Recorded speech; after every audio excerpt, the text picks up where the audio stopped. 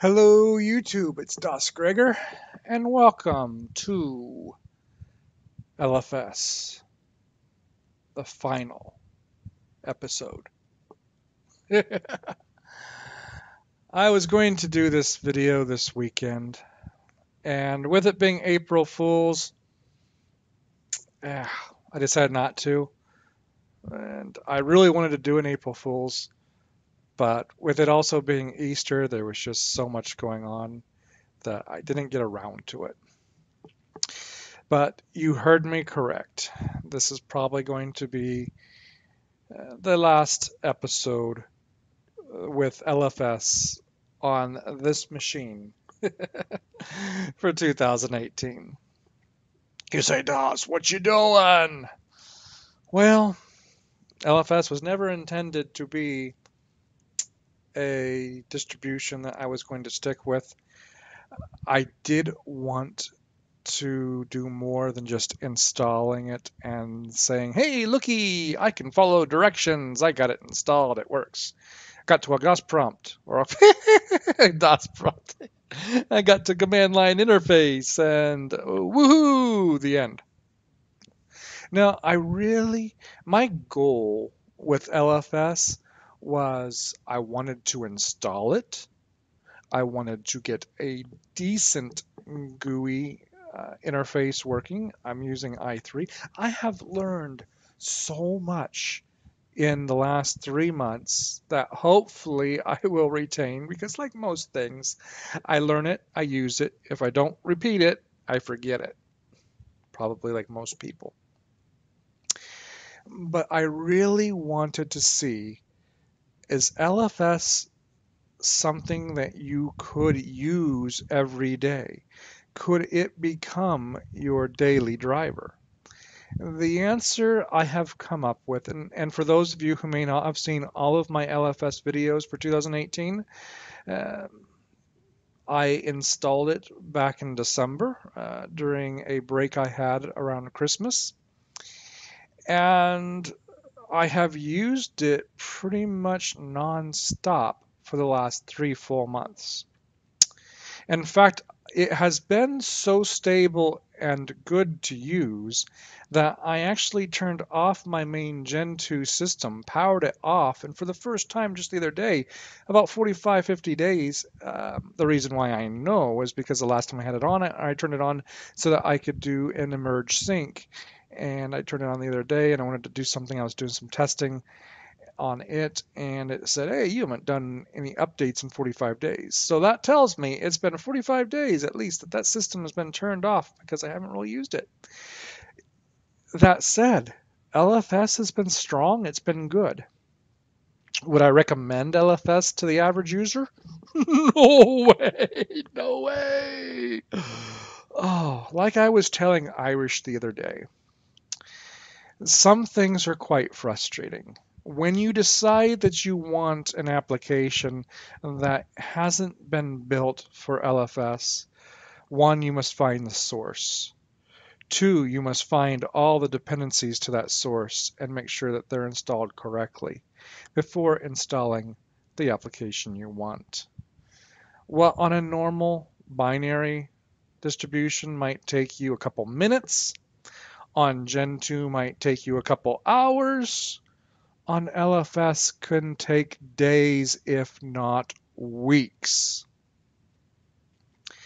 There was, for an example, there were no instructions to install i3. And I went ahead and grabbed the source from the i3 website, verified all its requirements, set it up, and got it running. And it's been great. But there was nothing in the documentation. There was no wiki to follow. I pretty much had to figure that out on my own.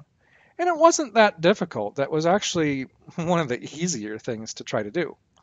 Now, when I wanted to get Mumble working, that was a day and a half just figuring out all the dependencies, finding all the applications, getting them to compile, getting them to install, getting other applications to see what I compiled and know where the source is. A lot of issues. So when you want something that's not in the box, it just is going to take forever. Now you ask, was it gratifying, Das? Yeah, it was a very satisfying experience. I enjoyed thoroughly using LFS.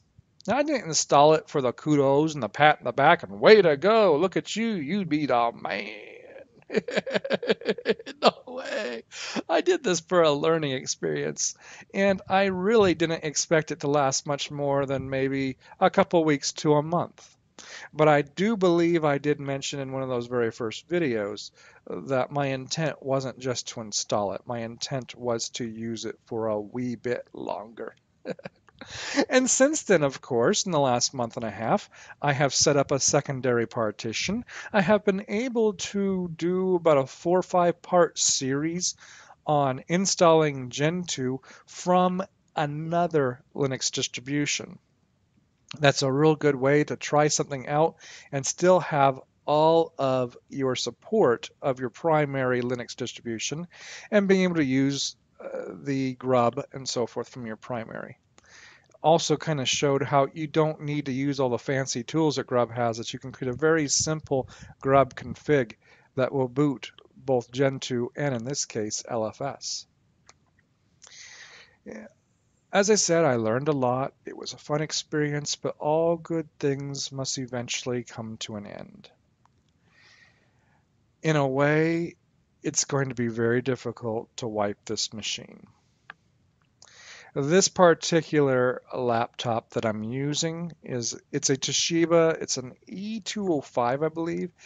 It's not easy to replace the hard drive. Now, a lot of times I like to just take the hard drive out, set it off to the side, put a new hard drive in, and then go, hooray! If I want to go back, it's very simple. Just swap the hard drive back out, boot back up. I don't really have that option with this. The only way you can replace the hard drive or even get to the RAM or anything in this system is pretty much to take apart the entire laptop to get to the motherboard. And it's just too much work. Now, I have done a Clonezilla, and I have backed up the entire drive, both partitions, so that if I ever wanted to put this back on, I could. We'll see. In the meantime, you say, Das, what are you going to do next? Tell us. We want to know. Inquiring minds want to know. I have thought about that. I have considered my options. Now, as of today, being April 3rd, 2018, in about 3 weeks, Ubuntu is going to come out with 18.04. Now, those of you watching this far, far in the future going, yeah, that's old news. I don't know if it's going to be old news or not. But the big thing about 18.04 with Ubuntu is they have eliminated Unity. 3 cheers. Hooray, hooray, hooray! I was never a real big fan of Ubuntu, but I am very interested in seeing how and what they have done using GNOME as their new desktop. So I do want to look at that in a couple of weeks, but I don't want to wait another 3 or 4 weeks before I do that. So in the meantime, what I hope to do in the next week or so is install FreeBSD. I've got a couple friends out there that use BSD on a pretty regular basis. I last looked at BSD about 2 years ago, and if I remember correctly, I was quite impressed at the ease of use and how far it has gone. So I am very excited to check out FreeBSD again, see if I can learn a few things, see if I can get maybe i3 up and running in BSD. And if I can't, then maybe I'll go with the XFCE or just try something else out. You know, I do like to try different desktops out when I am doing different distribution, not really reviews, but checks, just to get my feet wet. You know how that is. So maybe I won't use i3. Maybe I'll use something like Mate. Who knows? But I would like to get into BSD again, check it out, see how much they have improved their environment. Now, one of the things about BSD, if I think about the past, my opinions back, and we're going back many years ago, was that take Linux and subtract about 5 to 8 years, and that's about where BSD was in its development phase. But that's got to be at least a decade ago. And knowing what I remember from just 2 years ago, I think it's gotten much better, and I want to check it out. So, for those of you who follow me and try to watch most of my videos, the next time you see a video, knock on wood, I'm hoping it will be FreeBSD with everything working and me smiling and not going, "Oh, what little header I have lost." It will be interesting and hopefully a great journey. So if it's morning, evening, noon, or night, whatever you're having, I hope you enjoy it. Thanks for watching this year, my journey with LFS, my struggles, my triumphs, my failures. There were some. I even blew it up at one point in time, and very thankfully got it fixed again. So, knowing my experience with BSD, we will see how long it lasts before I blow it up. And depending on how well I get along with it, in a couple of weeks, 3 weeks or so, when Ubuntu updates, maybe we'll try a dual boot with Ubuntu on one partition and BSD on the other partition, and we'll see how it runs. So until next time, bye guys.